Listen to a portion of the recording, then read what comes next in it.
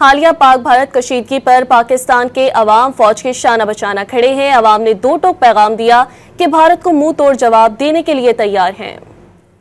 इंशाल्लाह तैयार खड़े हुए हैं, मुंह तोड़ जवाब देंगे। फौज तो बड़ी दूर की बात है, हम खुद जाके जो है ना उनसे निबड़ लेंगे। अगर इंडिया पाकिस्तान के ऊपर हमला करता है तो हम भी न्यूक्लियर कंट्री है। 23 फरवरी का वाकया इनको याद होगा। हमारी एयरफोर्स दुनिया की बेहतरीन एयरफोर्स में से एक है, हमारी आर्मी।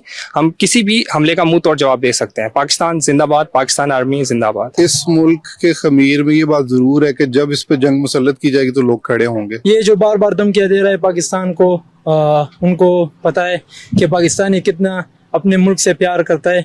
सारे बच्चे, जो जवान बूढ़े, सारे अपने पाकिस्तान से बहुत प्यार करते हैं। इंशाल्लाह हमारा फौज नंबर 1 है। फौज जिंदाबाद, पाकिस्तान पाइंदाबाद। मेरा नहीं ख्याल कि इंडिया जो है ना वो इंटरनेशनल बॉर्डर को क्रॉस करेगा। हमारे डिफेंस में कर सकते हैं, हमारे पास मिसाइल है, हमारे पास जो एयरफोर्स है, पहले हमने देखा भी है 2019 में, तो वी आर वेल प्रिपेयर्ड।